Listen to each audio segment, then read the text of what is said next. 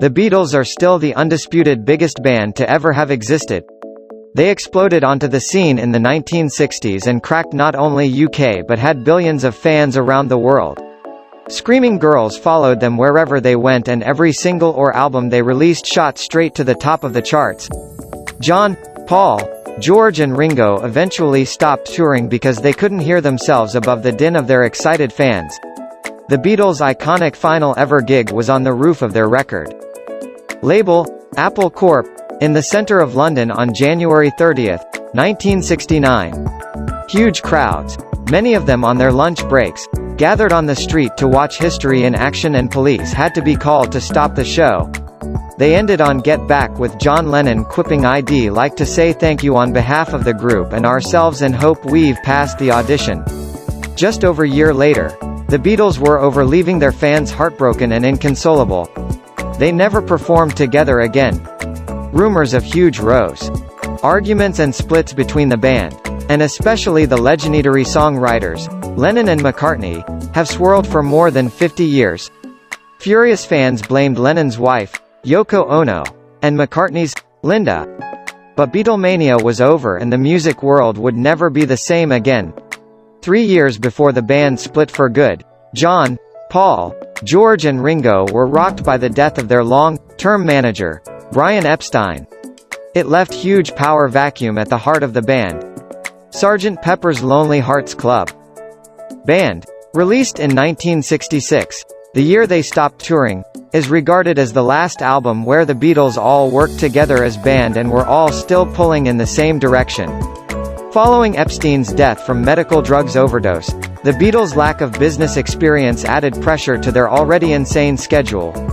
Paul McCartney became the unofficial leader of the group, with John Lennon later admitting the band would not have continued without his efforts.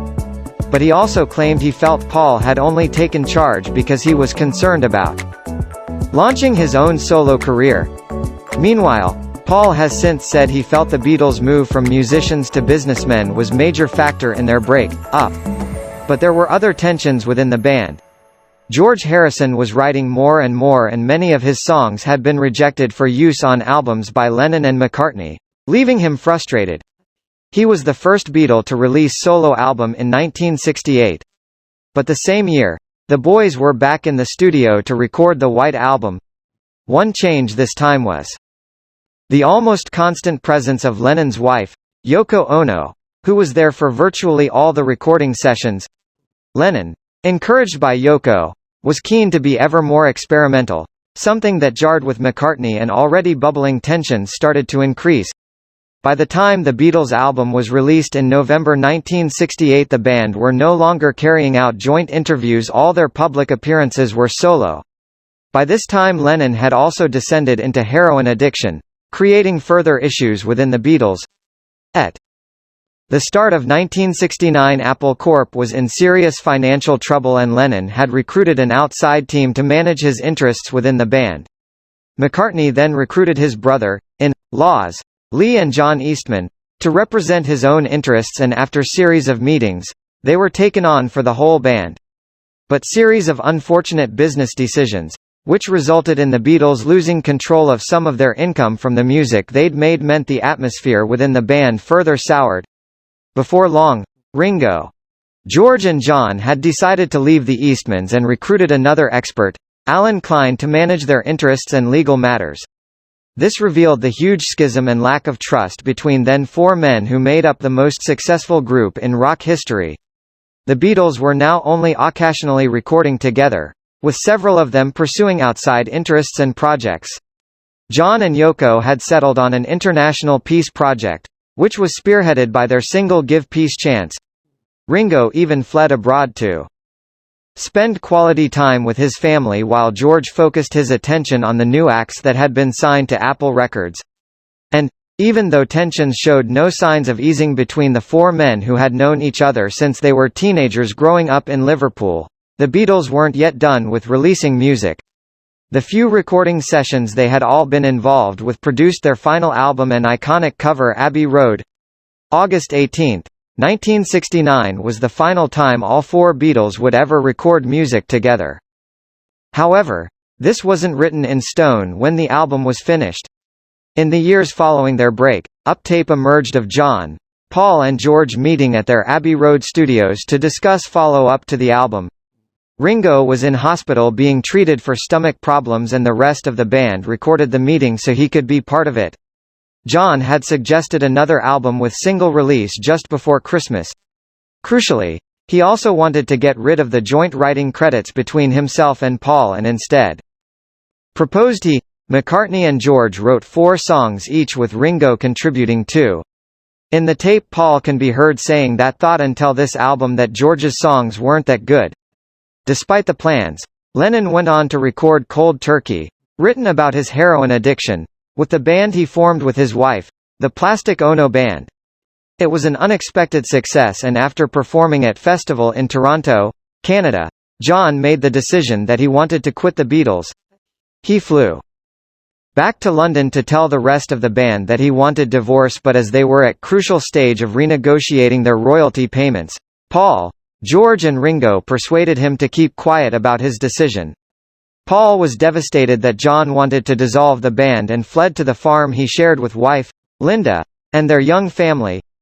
Depressed and left reeling from what he knew would soon be the end of the band, Paul started secretly recording his first solo album. A release date of April 17, 1970, was agreed with the label. After threat of legal action from U.S. film company against the Beatles, it was decided that earlier recordings, given the working title Get Back, would be cobbled together into one final album. The finishing touches were put to Let It Be and it quickly became apparent that its release would clash directly with the date agreed for McCartney's first solo album. Ringo went to Paul's house personally to tell him of the issues and was met with fury and thrown out. It was then that things truly reached the point of no return. Still furious, Paul sent out press release to journalists along with an advance copy of his first solo album. It contained the bombshell news that he was quitting the Beatles and made front-page news around the world. He didn't claim the band had broke up but tellingly did discuss his break with the Beatles and that he had no plans to record with his bandmates again. Paul also claimed he was unhappy with the work producer Phil Spector had done on the Let It Be album. The impact was immediate and brutal for McCartney, whose first 2 solo offerings were almost universally slated by critics. Ringo, George and John, who had kept to his word and not revealed his plans to quit the band, all felt betrayed by Paul's actions, which they felt were being used to promote his own album. He was also vilified by Beatles fans around the world who placed the blame for the break-up solely at his door. Paul was said to be devastated by the reaction to his press statement. For months afterwards, the remaining trio insisted this was not the end for the band. John said in an interview that Paul was simply causing chaos and was only sulking as he claimed he had done when Epstein wouldn't let him have his own way. Harrison added that it would be very selfish for the Beatles not to record together again because their music meant so much to their fans. Brutally, he added that the 3 remaining Beatles had been trying to put the band and the future of the Apple label first instead of trying to do what's best for Paul and his in-laws. In later interview, John reiterated his belief that the band would reunite, saying it could be rebirth or death. "We'll see what it is. It'll probably be rebirth."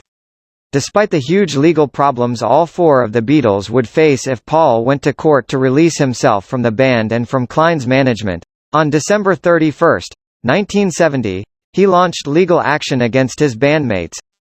In heartbreaking echoes of marriage divorce, Paul told the court that the differences between the Beatles were irreconcilable and that they had long ceased to function as band. The judge agreed and he was released from his contract. Many of the solo efforts of the Beatles who had been on the receiving end of Paul's lawsuit included thinly veiled swipes at their former bandmate. Often the calmest, it was George who seemed to feel the betrayal the most keenly. At press conference he said, "Paul is fine bass player, but he's bit overpowering at times. To tell the truth, I'd join band with John Lennon any day, but couldn't join band with Paul McCartney. It's nothing personal. It's just from musical point of view." 4 years later, the 3 other members of the band also parted company with Klein after an acrimonious lawsuit. For the next decade, the 4 members of the Beatles were offered huge sums of money to reunite for concerts or an album. All were refused, including proposal they play reunion concert to raise hundreds of millions for charity. Then, with John Lennon's tragic death outside his apartment building in New York on December 8, 1980, the chance of reunion was over. However, tensions had dramatically thawed between the group in the intervening years. Paul and John even jammed together in 1974, and over the years the remaining Beatles have collaborated from time to time. They notably worked on the Beatles anthology in 1994 and re-worked two of John's unfinished songs, Free as Bird and Real Love. George Harrison lost his battle against lung cancer in 2001, and his former bandmate, Paul, paid an emotional tribute to the man who had been his boyhood friend. He said, "He was lovely guy and very brave man and had wonderful sense of humor. He is really just my baby brother." Paul and Ringo are the only two surviving members of the incredible band that changed musical history.